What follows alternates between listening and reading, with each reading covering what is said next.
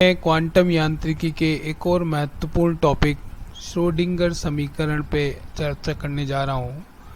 जैसा कि श्रोडिंगर समीकरण जो है वो क्वांटम यांत्रिकी में कण की व्याख्या को करने के लिए उपयोग में ली जाती है। क्वांटम यांत्रिकी में कोई भी कण की व्याख्या एक तरंग फलन के द्वारा की जाती है और इस तरंग फलन को ही अवस्था फलन भी कहा जाता है और सामान्यतः तरंग फलन को साई आर कॉमा टी से व्यक्त करते हैं। इस हिसाब से आप देख सकते हैं यहाँ पे साई आर कॉमा टी द्वारा इसको व्यक्त किया जाता है। सन 1926 में श्रोडिंगर नामक वैज्ञानिक ने एक तरंग फलन का मान ज्ञात करने के लिए एक समीकरण दिया जिसको श्रोडिंगर की समीकरण कहते हैं।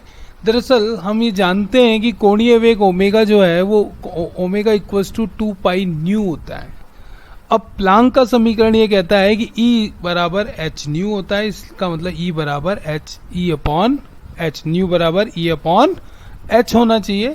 तो यहाँ से अगर मैं न्यू का मान यहाँ प्रतिस्थापित कर दूं तो मुझे ओमेगा बराबर 2 पाई E अपॉन एच प्राप्त होता है और हमें पता है कि h अपॉन 2 पाई को हम h क्रॉस लिख सकते हैं, इसलिए यहाँ पे हमने ओमेगा बराबर E अपॉन यहाँ h क्रॉस लिख दिया।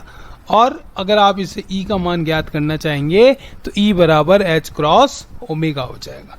अर्थात क्वांटम मैकेनिक्स में E बराबर h क्रॉस ओमेगा भी याद रखना है। अब संचरण नियतांक की परिभाषा ये कहती है कि K बराबर 2 पाई अपॉन लैम्डा होना चाहिए, जबकि डी ब्रोगली कहता है कि lambda is equal to h upon p होना चाहिए। तो जब इन दोनों का हम संबंध आपस में प्रतिस्थापित करेंगे तो आप देखिए k बराबर हो जाएगा 2 पाई अपॉन लैम्डा की जगह हम h अपॉन पी प्रतिस्थापित कर देंगे तो p बराबर h क्रॉस k प्राप्त होगा। अर्थात ये दोनों बातें बताने के पीछे मेरा मकसद ये है कि श्रोडिंगर समीकरण के जो डेरिवेशन है यहाँ मैं ऊर्जा E की जगह h क्रॉस ओमेगा प्रयोग में लेने वाला हूं, जबकि संवेग p की जगह में h क्रॉस k उपयोग में लेने वाला हूं। तो आइए हम बात करते हैं एक विमीय श्रोडिंगर समीकरण की। एक विमीय श्रोडिंगर समीकरण को समझने के लिए तरंग फलन को ज्या, कोज्या और चरघातांकी रूप से व्यक्त कर सकते हैं। कोई भी तरंग फलन है या तो वो साइन वेव में होगा या कोस वेव में होगा या वो एक्सपोनेंशियल पावर या चरघातांकी रूप में व्यक्त किया जा सकता है, क्योंकि तरंग फलन के इस रूप में समानुपाती होता है। अर्थात साई एक्स टी के 3 पॉसिबिलिटीज है। अगर कोई भी एक विमीय श्रोडिंगर समीकरण की हम बात कर रहे हैं तो हमने एक घटक x लिया है तो psi x t is proportional to sine k x minus omega t, जो कि एक तरंग के लिए समीकरण है। Psi x t proportional to cos k x minus omega t, या फिर psi x t proportional to e की power iota k x minus omega t. अब माना कि तरंग फलन ज्या रूप में साई एक्स टी बराबर ए sign k x minus omega T, यही होगा। ज्या रूप में अगर हम इसको लेते हैं तो प्रोपोर्शनल हटाएंगे तो एक कांस्टेंट लगा देंगे, तो कांस्टेंट की जगह हमने ए लगा दिया। अब मैं अगर इसका अवकलन करता हूं del psi by del t, यानी टी के सापेक्ष उपरोक्त समीकरण का अवकलन किया जाए तो आप देखिए ए नियतांक यहां प्राप्त हो जाएगा और sign k x minus omega T का अवकलन मिलेगा कोस के एक्स माइनस ओमेगा टी, साथ में माइनस का ओमेगा, क्योंकि यहाँ टी का फलन 1 हो जाएगा और कोफिशिएंट माइनस ओमेगा मल्टीप्लाई हो जाएगा। ठीक इसी तरह से psi del psi by del t का मान ये प्राप्त हो जाएगा। अब मैं पुनः इसका अवकलन कर देता हूं तो मुझे मान अब ये प्राप्त हो जाएगा। तो ये मान प्राप्त होने के बाद अब मैं del psi by del x का मान ज्ञात करूंगा, तो जिसका मान मुझे k A cos k x minus omega t प्राप्त होता है। पुनः इसका अवकलन करने पर मुझे के का स्क्वायर माइनस का के स्क्वायर ए sign k x minus omega t प्राप्त हो जाता है। अब श्रोडिंगर समीकरण का जो सामान्य रूप है वो ये है कि del psi by del t बराबर gamma del two psi by del x square. तो आपको क्या करना है कि यहाँ पर तो del psi by del t का मान रख देना है और यहाँ पे del two psi by del x square का मान रख देना है। हल करना है तो गामा का मान निकल के आएगा। गामा का मान प्राप्त होता है omega cos k x minus omega T upon k square sine k x minus omega T. तो उपरोक्त समीकरण से यह स्पष्ट होता है कि नियतांक का मान निर्भरता व्यक्त करता है। ये मान जो है निर्भरता व्यक्त कर रहा है, इसलिए साइन रूप में तरंग फलन श्रोडिंगर समीकरण के लिए उचित फलन नहीं है। तो ये भी कई बार परीक्षा में पूछा जाता है कि सिद्ध कीजिए कि साइन रूप में श्रोडिंगर समीकरण उचित फलन नहीं है। ये तय हो गया कि फलन साइन रूप में उचित फलन नहीं है, तो फिर हमने माना कि चर घातांकी रूप में तरंग फलन क्या है। तो चर घातांकी रूप में हम लिख सकते हैं साई एक्स टी प्रोपोर्शनल हटेगा तो कांस्टेंट ए आ जाएगा, ए ई की power iota k x minus omega t. अब पुनः इसका टी के सापेक्ष अवकलन करें। यहाँ देखिए del psi by del t है, पार्शियल है, पार्शियल मतलब आंशिक अवकलन है, तो आंशिक अवकलन केवल उन्हीं घटकों का अवकलन करेगा जिसके सापेक्ष है। जैसे टी के सापेक्ष तो केवल टी के टर्म का ही अवकलन करेगा। तो जैसे ये अवकलन करता है तो आप देखिए यहाँ माइनस का आयोटा ओमेगा ए बाहर आ गया, क्योंकि यहाँ आयोटा ओमेगा और टी के सापेक्ष करेगा तो ई की power iota k x minus omega t. ऐसे del two psi x t upon del x. अब आपको del two psi by del x, x के सापेक्ष अवकलन करना है, तो उसका मान हमको मिलता है आयोटा के ए ई की power iota k x minus omega t. पुनः इसका अवकलन करिए तो del two psi by del x square psi x t is equal to minus का के स्क्वायर, क्योंकि iota iota square iota square हो जाएगा जो कि -1 हो जाएगा, तो माइनस का के स्क्वायर ए ई की power iota k x minus omega T आपको यहाँ पे प्राप्त होगा। आइए इसके आगे की बात हम देखते हैं कि del psi by del t is equal to gamma del two psi by del x square. ये श्रोडिंगर समीकरण का सामान्य रूप बोलता है। तो आप यहाँ del psi by del t का मान रख दीजिए, ये आपने मान रख दिया del psi by del t का, गामा की जगह गामा आ गया। Del two psi by del x square का मान आपने यहाँ पे रख दिया। अब गामा का मान निकल के आता है ये, इसमें से कुछ टर्म्स आपस में कैंसिल आउट हो जाएंगी, जो टर्म कैंसिल हो जाएंगी वो कट जाएंगी, तो आपको मिलेगा gamma is equal to iota omega upon k square. अब ध्यान से देखिए कि iota omega upon k square तो है ही सही, एच क्रॉस से ऊपर गुणा कर दिया, एच क्रॉस से नीचे भाग लगा दिया। ऐसा क्यों किया? ताकि ये एच क्रॉस ओमेगा को मैं क्या लिख सकूं, ई लिख सकूं, और एच क्रॉस के को मैं क्या लिख सकूं, पी लिख सकूं। तो देखिए आप, हमको क्या मिलेगा, हमको मिलेगा gamma is equal to iota e h cross upon p square. क्यों मिला? क्योंकि पी बराबर एच क्रॉस के होता है और ई बराबर ओमेगा एच क्रॉस होता है। तो iota e h cross upon p square आपको मिल गया।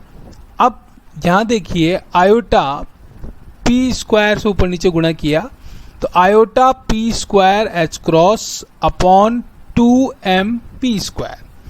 क्यों? क्योंकि ई बराबर पी स्क्वायर अपॉन 2m होता है, तो हमने ई का मान रख दिया पी स्क्वायर अपॉन 2m। तो पी स्क्वायर से पी स्क्वायर कैंसिल हो गया, मेरे पास मिला gamma is equal to iota h cross upon 2m। यहां तक कोई परेशानी नहीं है, चलें आगे। चलिए, उपरोक्त समीकरण से स्पष्ट है कि गामा एक नियतांक है और गामा का मान श्रोडिंगर समीकरण में रखा जाए। तो जब गामा का मान हम यहाँ रखेंगे तो हम श्रोडिंगर समीकरण को बार बार कह रहे हैं del psi by del t is equal to gamma del two psi by del x square. तो ये d psi by d t is equal to gamma का मान रख दिया iota h cross upon 2m d two psi by d x square. ठीक बात, चलिए आगे। अब आयोटा एच क्रॉस से समीकरण को गुणा करना है, यहां भी आयोटा एच क्रॉस आना चाहिए और यहां भी आयोटा एच क्रॉस आना चाहिए। जब यहां आयोटा एच क्रॉस आएगा तो आयोटा आयोटा गुणा होकर आयोटा स्क्वायर बनेगा और आयोटा स्क्वायर का मान -1 होता है। तो आप देख सकते हैं यहाँ पे जब आयोटा एच क्रॉस से दोनों तरफ गुणा किया गया तो यहाँ आयोटा स्क्वायर बन गया और आयोटा स्क्वायर की जगह यहाँ पे -1 मान आ गया। तो आपको मिला iota h cross d psi by d t is equal to minus h cross upon 2m d two psi by d x square. उपरोक्त समीकरण एक विमीय श्रोडिंगर समीकरण कहलाती है, वो भी कौन सी? समय आश्रित। एक्चुअल में इसमें श्रोडिंगर में दो प्रकार की समीकरण होती है, एक समय आश्रित और एक समय अनाश्रित। समय आश्रित समीकरण एक ऐसी समीकरण होती है जिसमें t विद्यमान होता है, समय का एक फलन होता है, जबकि अनाश्रित के अंदर समय नहीं होता है। तो आप देखिए कि ये एक विमीय समीकरण है क्योंकि d two psi by d x square आ रहा है।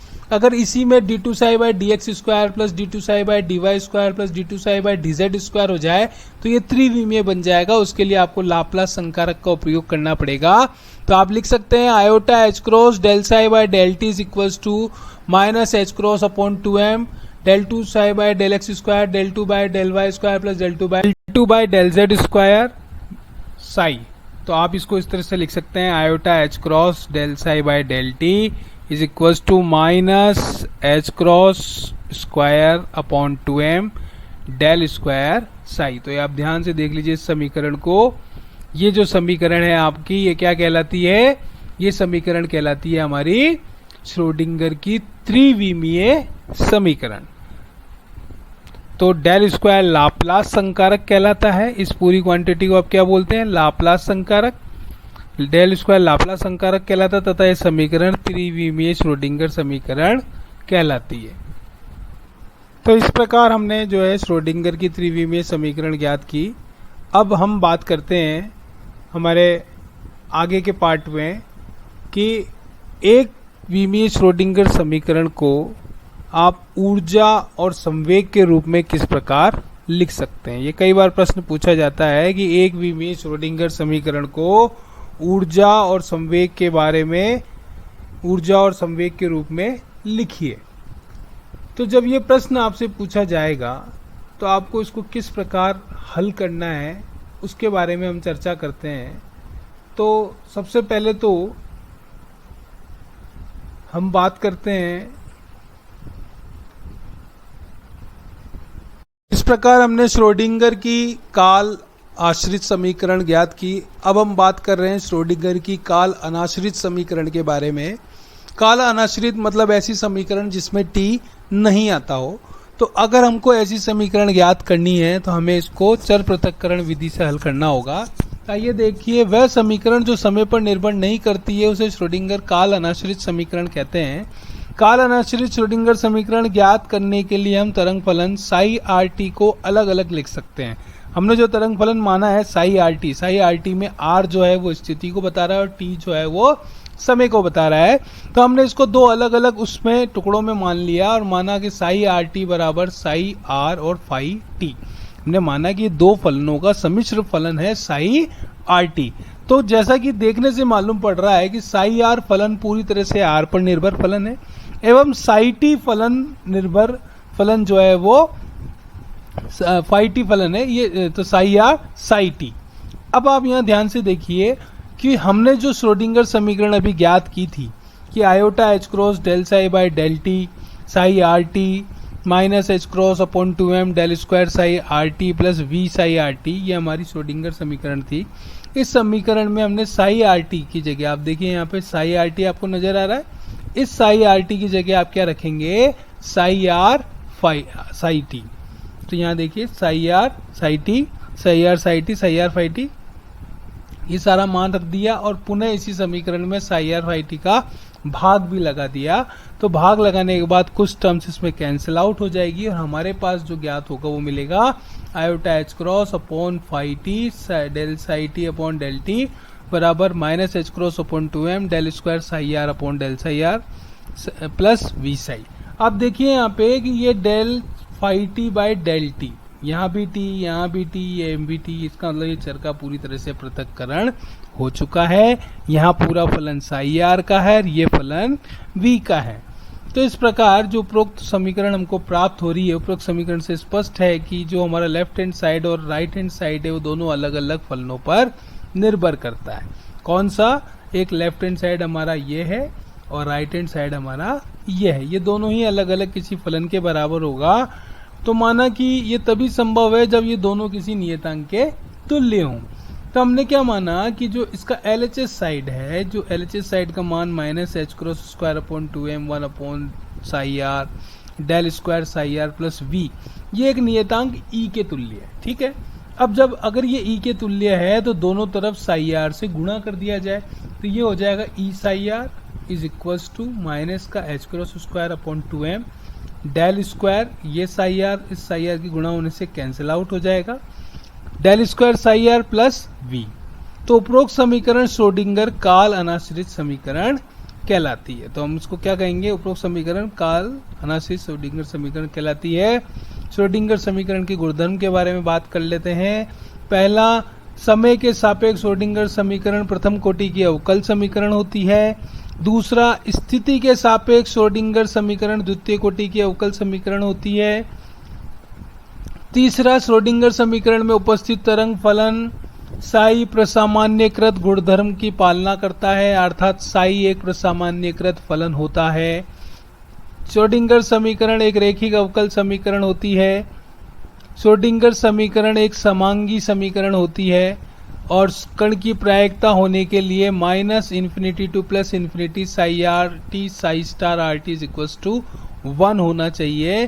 तो ये सारी बातें जो हैं ये हमारे श्रोडिंगर समीकरण से संबंधित महत्वपूर्ण तथ्य हैं जो परीक्षाओं में कई बार पूछे जाते हैं।